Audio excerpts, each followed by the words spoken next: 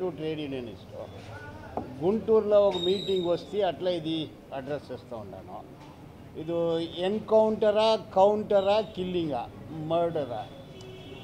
ఇక dead body ఒక జాగాలో చిక్కింది. సో అబ్డక్షన్ ఎక్కడ, ఆ జాగా తెలియాలి. కిల్లింగ్ ఎక్కడ, డెడ్ బాడీ ఎక్కడ, బాడీలో ఏం బుల్లెట్ ఉంది, అది 7.65 0.32 యా రేంజ్ ఇంకా చంపిండారు, ఇదంతా కూడా తెలియాలా. ఒట్టారే నేను చెప్పేది, సుప్రీంకోర్టు గైడ్ లైన్స్ని ఫాలో చేయలేదు. పోలీస్ వాళ్ళకి చంపేదానికి యావ ప్రావిజను లేదు. సిఆర్పిసిలో కూడా లేదు, ఇక బిఎన్ఎస్ఎస్లో కూడా లేదు. అంటే government state cannot take law in to their own hands.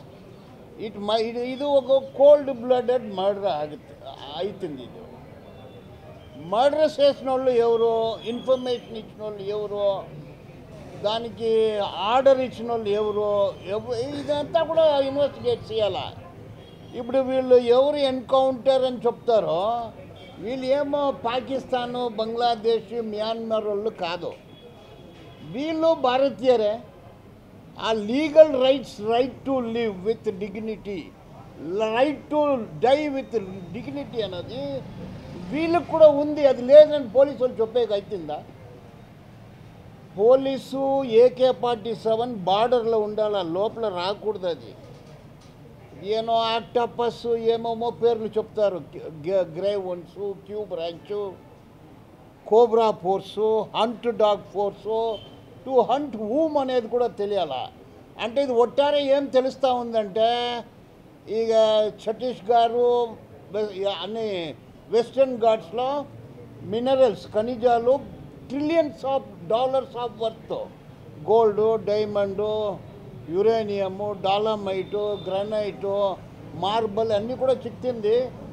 దీని కార్పొరేట్ లాబీ లూటీ కొడతారు, ఎన్వైర్న్మెంట్ పాడు చేస్తారు. అంటే ఇప్పుడు చచ్చిపోయి ఉండే వాళ్ళంతా కూడా ఆదివాసులే. ఆదివాసులకి అడవి కావాలా, ఆడ ఉండే బర్డ్స్, ఎన్వైర్న్మెంట్ అంతా ప్రొటెక్ట్ చేయాలని పోరాటం చేస్తే వాళ్ళని కాల్చి చంపటం అనేది ఇట్స్ ఎ క్రిమినల్ యాక్ట్. ఈ క్రిమినల్ యాక్ట్ ఎవరు చేస్తేనో తప్పే. క్రిమినల్ యాక్ట్ చేసిన వాళ్ళు, ఆర్డర్ ఇచ్చిన వాళ్ళు, చంపిన వాళ్ళు, everyone should come before the law. They should be booked under appropriate sections. Human rights, Central Human Rights and State Human Rights Commission ఇమ్మీడియట్గా దాన్ని ఇన్వెస్టిగేట్ చేయాలా. అది సరిగా రాకపోతే we will file a writ of mandamus before the high court for a direction to the appropriate authorities to ensure. ఇది తెలిసిపోతుంది, ఎంత CCTV footages ఉంటుంది. We are not 100 years back. 2025 India, 2025 Vijayawada. ఎవరు తప్పు చేస్తున్నారో బయట వస్తుంది. DNA ఉంది, ఫింగర్ ప్రింటింగ్ ఉంటుంది, డిజిటల్ ఉంటుంది, వాయిస్ స్పెక్ట్రోగ్రఫీ ఉంటుంది. ఇదంతా కూడా కనపడితే the culprits can be brought under book అని చెప్తాను. పట్టుకెళ్ళి కాల్చి చంపడం అనేది అనాగరిక చర్య. అది రాజ్యాంగానికి, చట్టానికి విరుద్ధం. కాబట్టి వీళ్ళు ఇక్కడి నుంచి పట్టుకొని వెళ్ళి కాల్చి చంపామని చెప్పేసి డిక్లేర్ చేస్తున్నారు. ఇంతకుముందు కూడా అది ఎవరికైనా సరే, రౌడీ షీట్లని, బందిపోట్లని, వాళ్ళు ఎవరినైనా సరే కాల్చి చంపండి అని చెప్పేసి విజయవాడ పోలీస్ కమిషనర్ అన్న తర్వాత అది చట్టం కాదు అని చెప్పేసి బెజవాడ బార్ అసోసియేషన్ చెప్పడము, ఇక్కడ ఉన్న సమాజం అంతా కూడా దానికి ఎదురు తిరిగి దానికి సంబంధించిన వాళ్ళని కోర్టు దగ్గరికి తీసుకొని రావడం కూడా జరిగింది. వాళ్ళకి పోలీస్ కమిషన్కి వారెంట్లు ఇవ్వడం కూడా జరిగింది. కాబట్టి ఎక్కడైనా సరే చట్టం పనిచేస్తుంది. కాబట్టి ఇక్కడ కూడా దీనికి సంబంధించి చట్టం పనిచేయాలని అంటే ఇక్కడ విజయవాడలో పట్టుకెళ్ళి ఇది చేసిన తర్వాత ఇక్కడ అరెస్టులు జరిగినాయి. ఇక్కడ ఒక 28 మందిని పట్టుకున్నారు.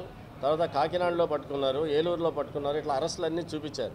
అయితే ఈ అరెస్టులన్నీ చూపించిన తర్వాత వాళ్ళు రిమాండ్ రిపోర్ట్స్ అన్నీ పెట్టిన తర్వాత ఆ రిమాండ్ రిపోర్ట్లో ఏముంది ఏమిటి అనేది తెలుసుకోవాలనంటే ఇక్కడ కోర్టులో మొత్తం తీసుకొచ్చి పెట్టారు. కోర్టులో పబ్లిక్ హాల్, ఆ పబ్లిక్ హాల్ అక్కడ ఎవరు ఉండాలా, లాయర్లు ఉండాలా, వాళ్ళు దానికి సంబంధించిన అక్కడ ఉన్న వాళ్ళకి లీగల్ ఎయిడ్ సహాయం ఇవ్వాలి. అయితే వాళ్ళు ఎవరిని కాదని చెప్పేసి పోలీస్ ఫోర్స్ పెట్టేసి మొత్తం లాయర్లని అక్కడ పబ్లిక్ కోర్టులో ఉన్న వాళ్ళందరినీ బయటికి పంపించేసి వాళ్ళతో ఎవరిని మాట్లాడనీయకుండా వాళ్ళకి ముద్దాయిలకి సంబంధించిన వాళ్ళు వాళ్ళ ఫ్యామిలీ మెంబర్స్కి వాళ్ళు విషయాలు చెప్పాలి.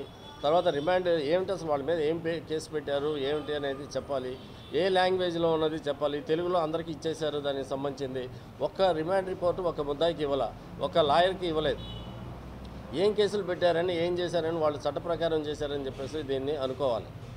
కాబట్టి ఏదైనా సరే జరిగిన తర్వాత అయినా చట్ట ప్రకారం చేయాలి దాన్ని.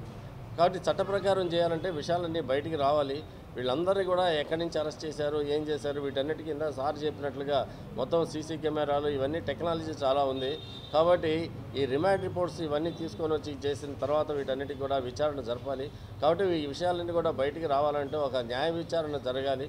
న్యాయ విచారణ జరిగితేనే దీనికి సంబంధించింది మొత్తం కూడా ఇది అంతా కూడా ఈ అరెస్టులు ఏంటి, అక్రమ అరెస్టులు ఏంటి, ఎలా పట్టుకున్నారు ఏమిటి, ఇవన్నీ కూడా తెలుస్తాయి. కాబట్టి బెజవాడ బార్ అసోసియేషన్ తరఫున మేమందరం కూడా దీనికి సంబంధించింది ఇప్పటికే అనేక సంఘాలు కూడా, ప్రజా సంఘాలు, తర్వాత అన్ని మిగతా పార్టీలు కూడా చాలామంది అడుగుతున్నారు దానికి సంబంధించి న్యాయ విచారణ జరిపించాలని. ఆ న్యాయ విచారణకు ప్రభుత్వం అంగీకరించాలని చెప్పేసి కోరుతున్నాం.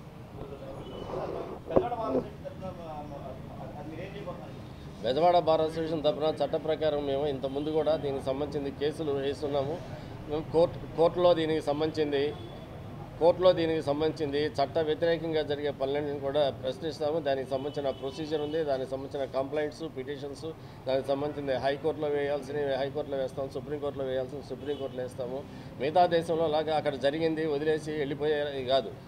బెజవాడ బార్ అసోసియేషన్ అన్న తర్వాత చట్ట ప్రకారం దానికి ఏవైతే ఉన్నాయో ఆ పద్ధతులన్నీ కూడా దానికి సంబంధించి కూడా ఇచ్చేసి వాళ్ళకి హత్యలు అని అంటే 302 ఉండాలి. కాబట్టి 302 పెట్టేంత వరకు కూడా దానికి సంబంధించింది దాన్ని బెజవాడ బార్ అసోసియేషన్ పోరాటం చేస్తుంది.